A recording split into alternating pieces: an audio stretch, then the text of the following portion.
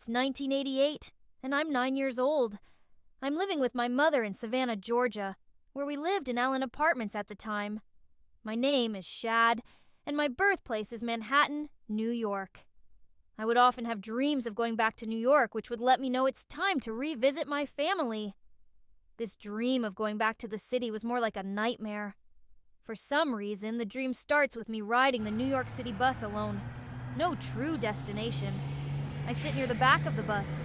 When I look over, I see the bus driver's figure bouncing in his chair from the New York rough streets.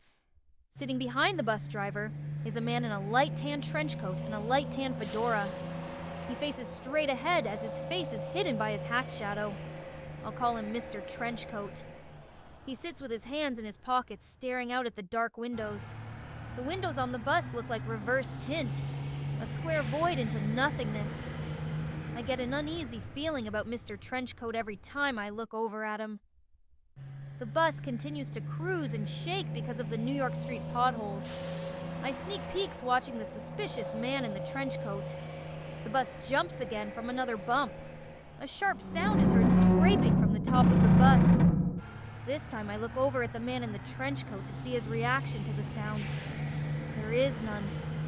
I look over at the bus driver who continues to bounce in his driver's chair for a reaction. When I look out of the window trying to get a glimpse, I can't see Jack. Shriek! The metal scratching sound is louder than before, startling me. I look over at both the driver and Mr. Trenchcoat. Still, I get no response. I feel helpless, wanting both men to acknowledge what I'm hearing. I cautiously get up and move to the back of the bus, looking up at the ceiling. Shriek! A large split rips down the middle of the top of the bus. I drop to the floor, looking at the no reaction from the bus driver and Mr. Trenchcoat. I desperately look up at the ceiling, staring out at the dark blue sky, trying to see what's stalking me. A dark male shadow appears on top of the roof of the bus, looking down on me like some evil god. The male shadow speaks in a vicious and vile tone. I got you now, you little motherfucker. You can't escape from me. I desperately look over at both men, and still no reaction. The same person I was afraid of is now the same person I want to stand up for me. The male shadow yells out, I'm going to rip your eyes out and suck on them until they pop. I begin to pant harder from fear.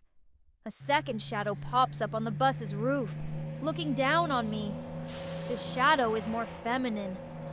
Female shadow asks, "What are you doing?" Male shadow snaps back. What does it look like I'm doing? Female shadow coldly responds, "Leave him alone." Male shadow begins to whine. Oh, come on, I've got him right where I want him. Female shadow angrily says, I said leave him alone. The male shadow continues whining, screaming. But he's right there. Female shadow is pissed. She snarled back. I said stop. Back in my bedroom at night, I wake up on the floor in my room in front of the fan.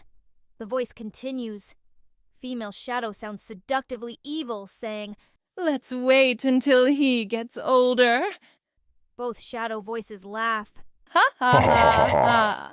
I stare at my fan in my dark room, too frightened to lift a finger. I finally muster enough courage and jump up and run into my mother's room.